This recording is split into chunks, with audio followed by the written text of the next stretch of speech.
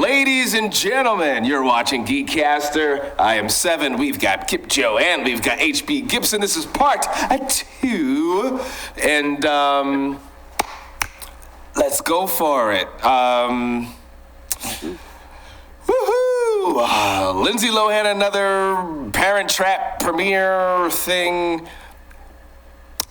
Is there a time where we say we had enough? Well, there must be an audience for it, apparently. You know, there must be an audience for it. There's got to be an audience for it. I mean, like, listen, you can, why are they still making the type of Star Wars that they're making now? Apparently, there's an audience for it. Mm-hmm. You know, whether you agree with what they're doing, or what they're not doing, there's an audience for it, apparently. There's another scary movie coming out. This time having the Wayne brothers a part of it, so that's good. But why? That's good. But why? But sorry, yeah. why? I Yeah. need another. I'm not that and trust me, not that I don't love the originals.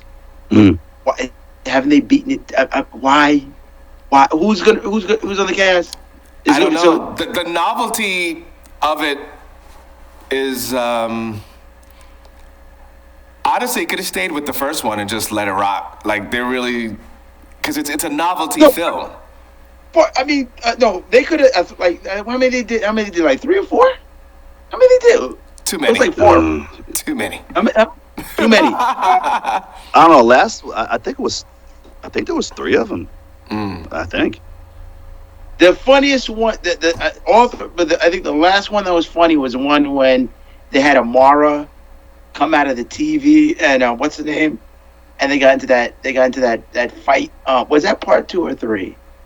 But she was like, Sydney, she's coming out of the TV. I'm not too sure. Oh man, that was the funny. That was the last. I think that was part 2. That was the funniest one. So yeah. Well, Netflix definitely knows how to pull the plug on stuff. They canceled Scott Pilgrim's animation series.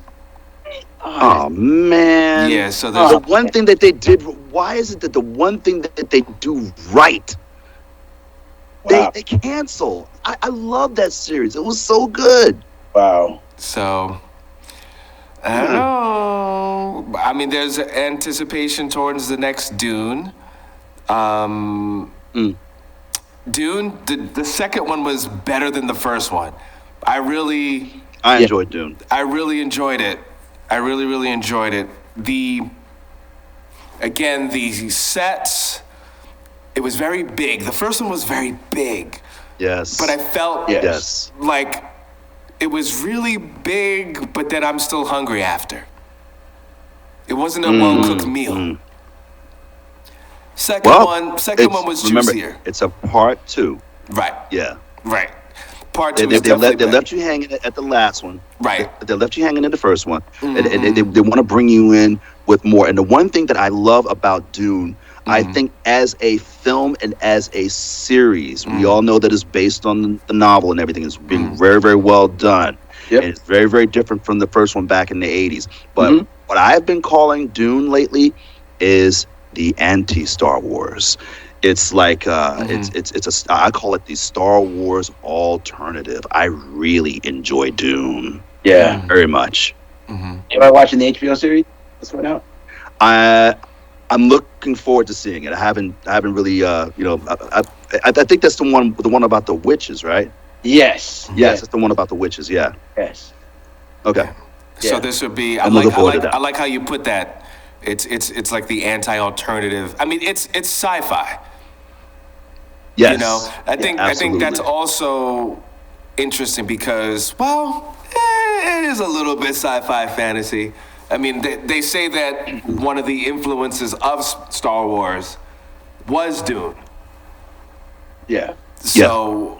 In the sand, of course. Yeah, you get the sand, you know. So better than Rebel Moon. So, but I do.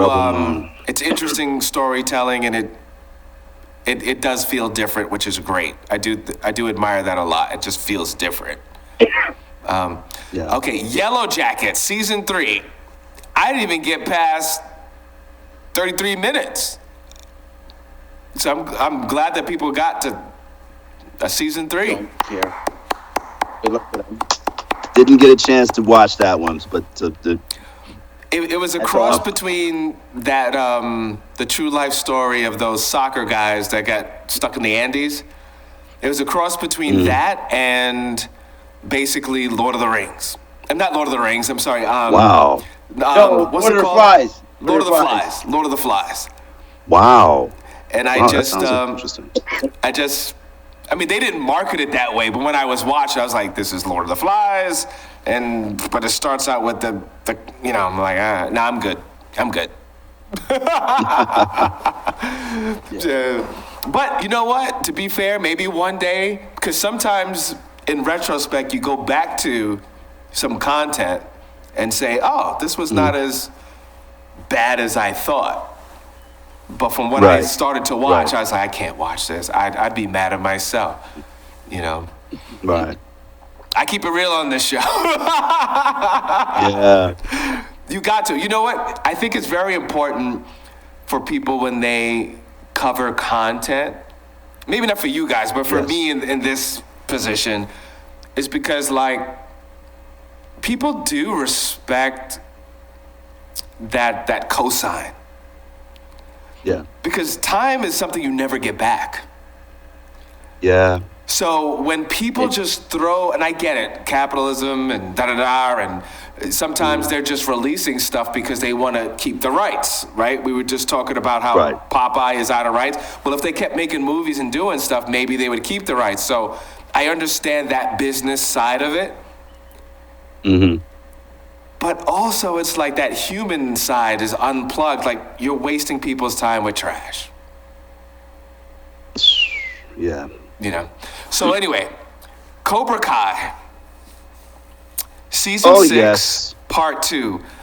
I appreciate the approach and the writing on this. I mean, it's very, very much a drama. There's definitely a formula, but I appreciate so much how they find a way to bring in people from the history of the Karate Kid. How they try to bring in these characters and how they weave it in and try to really, in many ways, give props to these martial artists. And I appreciate that a lot. Did you guys get that same kind of feeling watching it? Very much so. Very much so. I even overlooked that one, and I'm not going to give any spoilers. I even overlooked this one particular shot of one particular classic character that they, I'll just say, brought back. Oh, I heard that rumor. And the technology that they used to bring it back. I overlooked it because me and my lady, we were watching. We were so into it. We was like, oh. There's a specific scene where Daniel was, I'll just say, maybe having a dream. Okay, that's the one you're talking about. Gotcha. And then that's it. That's all I'm going to talk about. But that was an amazing scene. That was. Amazing scene. That was. And you know what? You got the little... Oh, go ahead. Go ahead, Kipjo. I'm just saying I haven't gotten to it, so I can't... I haven't started that series yet. But I think I'm like on still ending season 5 before I even get on to that. So I'm looking forward to see that. But I heard the rumors like, no, stay right away. You don't want to see it yet. No. You know what? We're almost there. Because if you saw how they brought Carrie Fisher, how she participated, and that was pretty good for the time. And it's only getting better. It's only getting better. So did you hear that it is happening? Kevin Smith is going to do a Dogma 2. What? Oh, thank God! Finally! Oh my goodness! What? One of my favorite movies of all time. And me too. Oh my goodness! I love that movie. I love Kevin Smith. Period. That's his films. The Askewniverse is just it's just so much fun. If you ever get a chance to just sit there, I actually sat down and I watched Clerks. Yep. Then right after that, Mallrats. I watched Mallrats. After that, Dogma. Then Jay and Silent Bob Strike Back. I watched it all in the whole timeline. What was I missing? What was it? What was the one with Ben Affleck? Ben Affleck and Chasing Amy. Oh, was amazing. Yeah, I watched the whole thing. And I was like, wow. Wasn't he in the one with the mall too? Ben Affleck. Yeah, Mallrats. Oh he yeah, was in Mallrats, right? Yeah. He was. Oh, Mallrats is classic. That's man. a classic I love that movie. movie. And what's his name? Stan Lee was in it. Mm-hmm. This is when people could probably afford his cameos. Mm-hmm. Do you guys know if the Fantastic Four is that going to be live action? Yes. Yes. Yeah. It's live action. It is live action. Are you guys looking forward to this or a little nervous? I don't know. I think that this might be I think this might be a pass for me. I'll wait for it to come on Disney Plus or whatever other method I decide to watch it. You better share those links because these subscriptions is getting expensive. Yeah. Like my concern is that I'm hearing that it's based on like the 1950s. That's what I heard, and that we gotta fit. I mean, it's not that is my concern. So like, it's another alternative universe, and right. they're talking about. It's not even. We've had the female Silver Surfer. That doesn't bother me. I mean, if we haven't gotten the idea that we're in the multiverse, but a different timeline, it's like, what are we? It's like we're so far removed from the original series where there was a story being told with each movie. Right. That we're still all over the place. So when are we getting centered again? Right. So that's my only thing. I'm like, I don't know. It's a question. It's a little too much. The multiverse is an excuse for writers not to know any of the backstory, to not keep up with it, to not get any kind of backlash from fans. Well, you know what? It's another universe. Don't worry about it. Oh, this person's not coming back. It's another universe. Don't worry about it. And it's like, to me, it's starting to become lazy. I don't think they. I mean, when it comes back down to it, everybody says, "Oh, why don't they go back to the source material?" I don't think they want to pay the writers of the original books. I think they don't. I think that's what it is. They don't want to pay them. I didn't think about that. That's a good call. The original writers of the original source material, they don't want to pay them. It's like this is Disney. This is Disney Marvel. Yeah, but you got classic storytelling. Say it right. Classic literature. Classic literature. Pop culture literature. If they if that kind of works. If they really want to make some money, right. If Marvel, if Sony want to make some money, if they just went and did the whole original Spider-Man, or if they decide to do that with Secret Wars, if we can get at least a startup of that Spider-Man black suit saga, yes, and get it right, yes. Unfortunately, we might not have dude being Venom, because in this particular series, unless it's another universe again. Right. But that is a series that is waiting to make nothing but money. Yes. All the source material, and even with Star Wars. I mean, I know I'm sorry. We're going to go back to superheroes, but even with Star Wars, if Disney just grew a brain and did an animated Star Wars film based on the Shadows of the Empire series. Yes. The story that took place between Empire and Return of the Jedi. That's you. They'll be crapping money. Well, that's what people wanted to see. Now, mind you, I have to say they like one of the best collaborations, the best mixing of pepper and salt and spices and sugar was Andor. Andor was arguably the best of the series. In fact, you could throw everything else away. And I know Gruco is all cute and da-da-da-da-da. You didn't give us what we wanted. We wanted what's his name? Because we didn't get him. We got the Mandalorian, but who we really wanted? We really wanted Boba Fett to really be Boba Fett. Not what they did. And then when you finally kind of gave us Boba Fett, he wasn't Boba Fett. No. Yeah. So we wanted. He was Boba Fett. Right. He was Boba Fett for a little bit in The Mandalorian. He was he was badass. Then they gave him his own show, and it started off like really cool. He murdered Bib Fortuna, snatched him off of Jabba's throne, sat down, and I was expecting a Star Wars Sopranos myself. That's what it should have been. That's what it should have been. That's tagline right there. That was it. It's like handing someone a plate of gold. No, this is all you. All this, and someone just like, no, I don't want it. No. Here's a plate. No, I don't want it. It's too easy. Let's mess it up. Yeah, when you have the actual actor that plays Boba Fett saying, "Come on, man, this isn't right. Why do I have my helmet is off too much? I'm Boba Fett. Come on, man."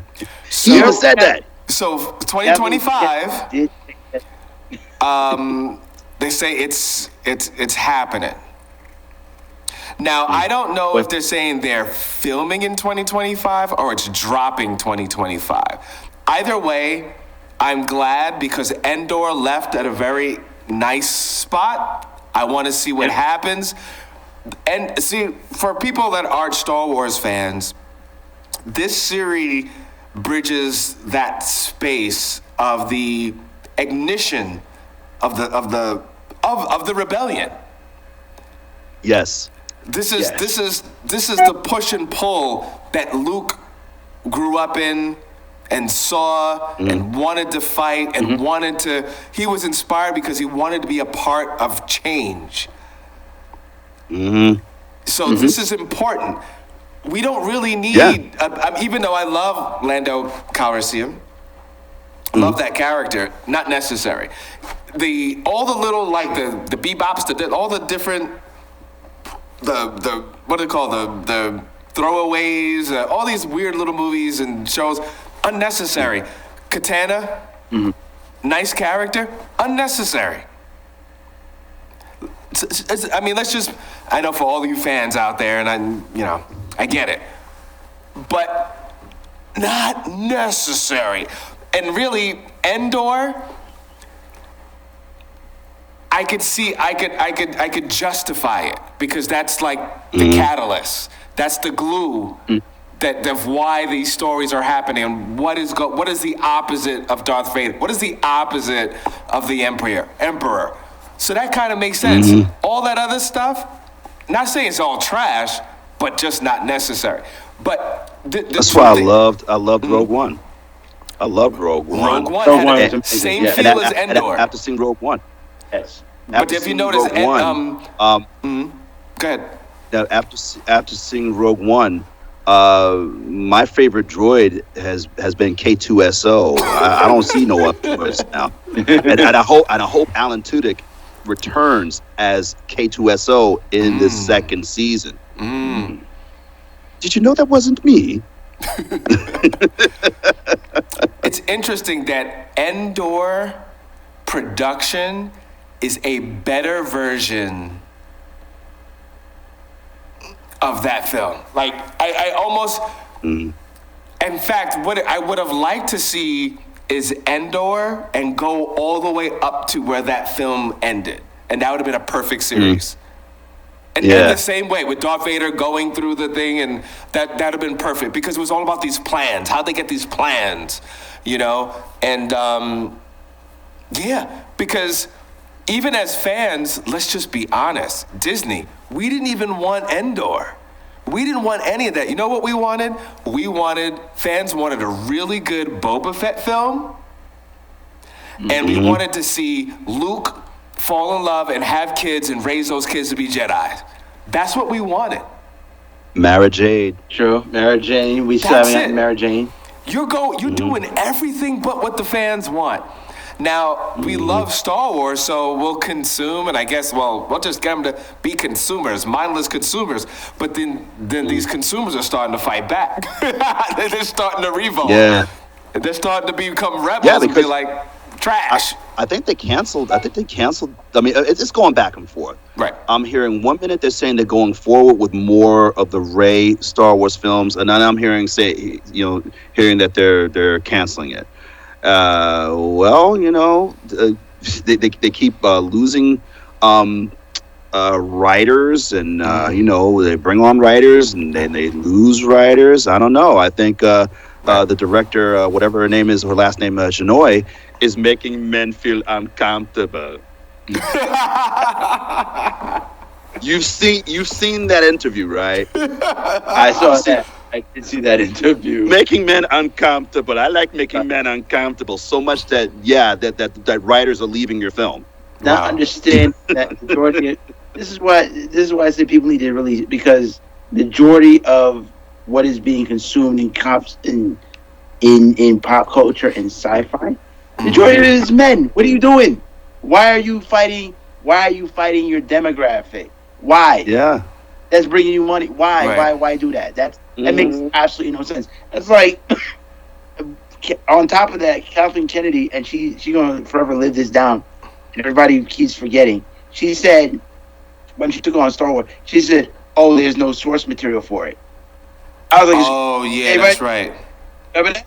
I remember that. I would have been like, I didn't forget that. And I was like, "Are you serious?" I would have done a Sergeant Apone. I would have been like, Kathleen Kennedy, come here. Come here. You know what I'm saying? It's I mean, it's one of them things like, I think it's important in those positions to have something that is so beloved and guiding it. I think there should be a certain amount of love for it. And if not love, at least a deep understanding. I don't think you should walk in fresh and never look at Star Wars, didn't watch the films. You don't have to watch everything, but some sort of appreciation. There are many comic books and books that, and I'm not really into that. I'm into the films, right? So yes, yeah, I get it, but it's not that much. Just sit down for 6 hours and you'll get it. Exactly. It's just 6 hours of your life. I mean, until they get it right, they better recognize that fan films are better than Lucasfilms, any day. It's crazy. Although I'm gonna say, and I will give props. The fight on Mandalore that they did at the end of was fire. That was good. Come on, they got that right. They got that battle was fire, man. The addition of Giancarlo Esposito, yes, in Star Wars was probably one of the biggest victories that they've ever had. His style of acting and his what is it? I mean, his energy, his gravitas.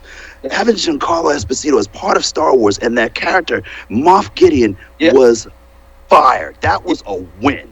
Yes, it was a win. Yes. It was a win. So, and you know how much? Oh no, we don't even have it. So, question: we still didn't get into studios, and this is about to end. Are you able for one more conversation after this? Is that possible? Yep. Okay. Let's go. Let's All go. right. Let's so go. Again, let us just social media time. Let's go. Give everybody your social media. Okay.